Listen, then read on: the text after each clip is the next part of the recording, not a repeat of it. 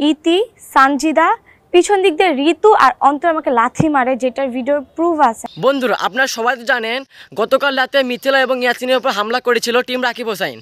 তো সেখানে ছিল অন্তরা এবং অন্তরার বোন এবং ঋতু এবং সানজিদা এবং ইতি। তো কী কারণে তাদের উপর হামলা করেছিল আজকের ভিডিওতে আপনাদেরকে সেটা দেখাবো। মিথিলার গায়ে হাত তোলার কারণ মিথিলা এবং ইয়াসিন সময় টিভিকে জানালেন। সময় টিভির সাংবাদিকরা তাদেরকে বললেন, ওই রাতে তোমাদের কি হয়েছিল এবং তোমাদেরকে কে কে হামলা করছে, তোমরা কি চেনো?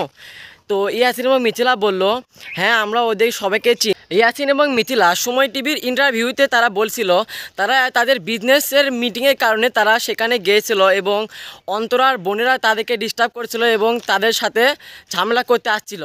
বলতেছিল, মিথিলা তুমি একটু সাইডে আসো, তোমার সাথে কথা আছে। কিন্তু ইয়াসিন তাকে একা যেতে দেয়নি।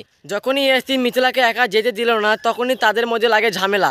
এই ঝামেলার কারণে ইয়াসিন 999-এ ফোন দেয়। 999-এ ফোন দেওয়ার সেখানে পুলিশ তাদের ইয়াসিন এবং মিথিলাকে নিরাপদ স্থানে নিয়ে গেল এবং তারপরেও তাদের রাস্তাতে তাদের দেখা হলো। দেখা হওয়ার পরে তারা অন্তরার বোনেরা মিথিলার উপর হামলা করে এবং পিছন থেকে মিথিলার একজন হাত টেনে ধরে। হাত টেনে ধরায় মিথিলার হাতটা মুচকে যায়।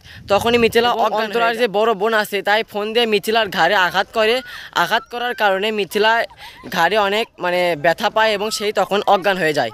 সাংবাদিক যখন মিথিলার কি এখন কীরকম অবস্থা যখন যারা জানতে চাইলো, তখন ইয়াসিন বলল, মিথিলাকে আমরা ইমার্জেন্সিতে নিয়ে গেছিলাম এবং 2 ঘন্টা পর তার জ্ঞান ফিরে আসছিল। তো বন্ধুরা, এই ঘটনাটি আজকে আপনাদের এইটুকুই শেয়ার করলাম। জানি না এই ঘটনাটা কত দূর যাবে। তো আজকের ভিডিও আমাদের এই পর্যন্ত। সবাই ভালো থাকবেন, সুস্থ থাকবেন। আল্লাহ হাফেজ।